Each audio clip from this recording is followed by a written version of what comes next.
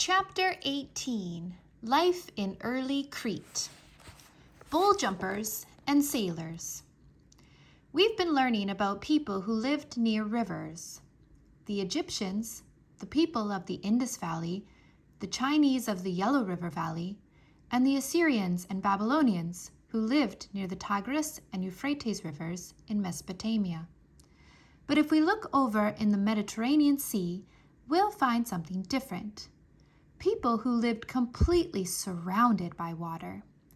These people built their homes on an island called Crete. Crete is a long, skinny island in the Mediterranean Sea, a sea that is shaped a little bit like a duck flying. Long, long ago, a tribe called the Minoans settled down on the island of Crete. The Minoans entertained themselves in an unusual way by leaping over bulls. Imagine that you're standing on a hard dirt floor in the middle of a huge arena. All around you, crowds are shouting your name and cheering.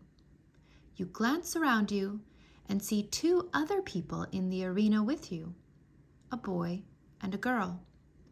None of you have any weapons. Your hands are empty. And all you're wearing is a simple loose garment that allows your arms and legs to move freely. Suddenly, a wooden door swings open in the arena wall. A huge black bull charges out into the arena. The shouts of the crowd get louder and louder. The bull paws the earth and shakes his head back and forth. His horns are sharp and tipped with gold. He swings his head towards you and sees you. He snorts and charges straight at you. But you don't run away. You wait until he's only inches away from you, and then you grab his horns and push yourself upwards. You somersault through the air, do a handstand on the bull's back, and land on your feet behind him. The girl who's in the arena with you is there to catch you. The crowd roars. You turn and see your other teammate vault onto the bull. As he lands on his feet, you grab his arm to help him stay standing. The bull comes to a halt, confused. The three of you bow to the crowd and then turn to do it all over again. If you were a boy or girl in ancient Crete, you might find yourself part of a bull jumping team. The Minoans, who lived on the island of Crete, trained athletic children to become bull jumpers. The children learned the kind of gymnastics that children still learn today: somersaulting, balance exercises, tumbling, and vaulting. But instead of doing their vaulting over a piece of equipment, the students learned how to vault over the backs of small animals such as goats, and then finally were taught how to leap over the backs of bulls. Bull jumping festivals were held to honor the Minoan gods, who were thought to take the form of bulls. At the end of every bull jumping festival, the bulls were sacrificed to the gods. During festivals, people came from all over Crete to cheer for the bull jumpers. Bull jumpers were treated like royalty. They were given the best food and the nicest places to live. They were showered with presents of gold, jewelry, and beautiful clothes. But bull jumping was a dangerous sport because bull jumpers were often killed by the bulls they were supposed to leap over. Few bull jumpers lived past the age of 20. The Minoans were known both for bull jumping and for shipbuilding. In ancient times, the Mediterranean Sea was full of pirates. No one ruled the sea. It was controlled by bandits who sailed their small boats near the shore. These bandits attacked and robbed anyone who ventured out onto the water. Kings of the ancient world had learned how to build strong armies that fought on land, but none of them knew how to build big ships to carry their soldiers out onto the water. So the pirates roamed free on the Mediterranean Sea. But the king of the Minoans was different. He knew that the Minoans had to be able to sail safely across the Mediterranean Sea to land, so that they could trade with other countries. So he ordered his craftsmen to build great ships that he could use to wipe out pirates and patrol the Mediterranean Sea. The Minoan craftsmen learned how to build the ships. They were the greatest shipbuilders of the ancient world. And the king of the Minoans became the first king to have a navy, an army that knew how to fight on the water. This navy drove the pirates out of the Mediterranean Sea and carried Minoan traders to other ancient countries so that they could buy and sell goods. The Minoan navy became the strongest in the world. It was so strong that the greatest palace of Crete didn't even have walls. No invaders could land on Crete's shores because the navy kept them away. King Minos and the Minotaur. The Minoans who lived on Crete were named after a legendary king named Minos. The Minoans told this story about Minos. Minos was a son of the god Zeus, the chief of all the gods. But because he was half human, Minos couldn't live with the other gods. Instead, he lived on Crete in a great and beautiful palace. But this shining palace concealed a dark secret. Below the foundation of the palace, in a maze so twisty and complicated that no one could find the way in or out, lived a horrible monster, the Minotaur. The Minotaur lived in the dark, but people whispered that he was half man and half bull, and that he ate human beings. King Minos didn't want to feed his own people to the Minotaur, so he ordered the nearby city of Athens to send him victims for the Minotaur's dinner. Every year, Athens had to send 7 girls and 7 boys to King Minos, or else, he threatened, he would destroy their city. Year after year, the Athenians sent this dreadful tribe to Minos. They put the names of all the boys and girls of Athens into a bowl and picked out 14 unlucky victims. Then put them on a ship and took them to Crete. And year after year, the 7 girls and 7 boys disappeared and were never seen again. On his 18th birthday, Theseus, the son of the king of Athens, decided to walk down to the seaside. The sea was blue, the sky was clear, and the sun shone. But the beach was full of weeping fathers and mothers, and the ship drawn up to the shore had black sails. "Why does the ship have black sails?" Theseus asked. "Why are you all crying?" "Because our sons and daughters are going to Crete," one mother answered him. "They'll be eaten by the Minotaur, and we'll never see them again." Theseus was horrified. "Why didn't I know about this?" he demanded. "Because you are the prince," another father told him. "Your name is never put into the bowl with the names of all the other young people of Athens. You'll never have to go to Crete and face the Minotaur." "But that's not right," Theseus said.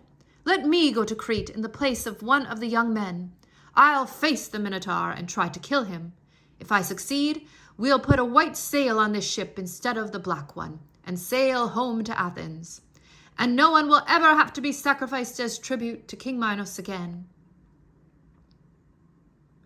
Theseus's father, King Aegeus, begged him not to go.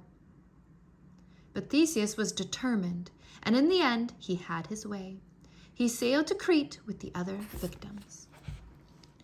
On the shore of Crete, they were greeted by the cruel King Minos himself, with his beautiful daughter Ariadne walking meekly behind him. "More food for the Minotaur," King Minos said with a great laugh. "Ha ha ha! Tonight you'll visit the bullman in the labyrinth, his maze beneath my palace." He sent the 14 victims to the prisons of Knossos to wait for nightfall. But Ariadne had fallen in love with Theseus at first sight.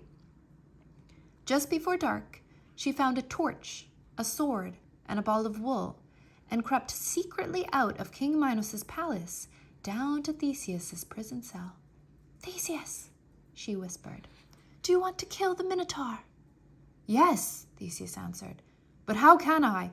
He lives at the center of the labyrinth, and no one who gets into that maze can ever get out again." "I've brought you a torch to light your way," Ariadne said, "and a sword to kill the monster. Take this ball of wool and tie it to the doorframe of the labyrinth. Then drop the ball and let it roll forward. It will lead you to the center of the maze, because the center is the lowest part of the whole labyrinth. You'll find the Minotaur sleeping there. Kill it, and then follow the string back out to the doorway." She unlocked the door of the cell and let Theseus out. He did as she told him, making his way through the dark passages of the labyrinth with his torch, throwing strange shadows all around him, and the ball of wool rolling steadily forward in front of him. Suddenly, the ball came to a stop. Theseus held up his torch. He was in the center of a huge underground room. It stank of some wild animal, and bones littered the floor. In the middle of the room, a monster, half man and half bull, lay asleep on a golden sofa. Theseus started forward, but the monster woke and leaped from his sofa with a roar. They fought together for hours, until finally Theseus struck the Minotaur dead with his sword. Then he made his way back up to the entrance of the labyrinth, following the wool string until he saw the door to the outside up ahead of him. Ariadne had already released his 13 friends. Together, they slipped away to the harbor, boarded their ship, and set sail for Athens. They sailed into the harbor of Athens just as the sun rose over the city. But in their haste, they had forgotten to put a white sail on their ship. The people of Athens came forward to meet them. But although some were rejoicing, others were weeping. "Your Highness," one of them said to Theseus, "your father the king was waiting for you on top of that far distant cliff. When the sun struck the sails of your ship and he saw that the sails were black, he thought that you were dead. So he threw himself off the cliff and into the water. You are now the king of Athens." Theseus was crowned king of Athens, but it was a bitter celebration for him. He built a monument to his father in the harbor of Athens, and he named the water around Athens the Aegean Sea, in memory of his father Aegeus. It is still called the Aegean Sea today. The mysterious end of the Minoans. What happened to the Minoans? The Minoans of Crete disappeared mysteriously more than 2,000 years ago. Their civilization came to a sudden end. All the Minoans left Crete. Why did they do this? Although no one knows for sure, many historians think that the Minoans left when a volcano erupted on a nearby island called Thera. Thera looked like a small island, and people lived on it, grew crops, and raised animals in its fields. But Thera was actually the top of an active volcano that poked up from the Mediterranean Sea. One day, the small island began to shake underfoot. The people of Thera could feel constant small earthquakes. Many left the island at once, taking all their possessions with them. But the earthquakes died away, and the people who were still on Thera decided to stay. They started to rebuild the walls that had fallen down. But the volcano wasn't finished. Bits of rock called pumice started to spray out of the volcano's funnel. It covered the whole countryside. Smoke began to come out of the ground. The rest of the people of Thera decided to leave, and just in time, the volcano exploded, spraying lava and rock all over the island. Huge boulders were thrown up from the inside of the volcano and fell like rock bombs on top of the villages of Thera. Suddenly, the volcano collapsed inward. The sea rushed in to fill the hole, and the whole island of Thera sank beneath the sea. The island of Thera was gone forever. The island of Crete was still there, but a tidal wave thrown up by the volcano swept its shores. Huge clouds of ash, dust, and smoke floated down the wind to cover it. Ash covered the crops. Food supplies were wiped out. People could hardly breathe because of all the dust and smoke in the air. Historians think that many of the Minoans left the island of Crete because the volcano ruined the air and land. Others stayed, but they struggled against starvation. Finally, they were forced to battle their neighbors for food. Minoan cities were never strong and powerful again. Ash and dust helped bring the first great civilization of Crete to its end. Note to parent, the Minoan civilization reached its peak between 2200 and 1450 BC/BCE. Since the Minoans are important for elementary students, primarily as predecessors of the Greeks, I've included them slightly out of chronological order.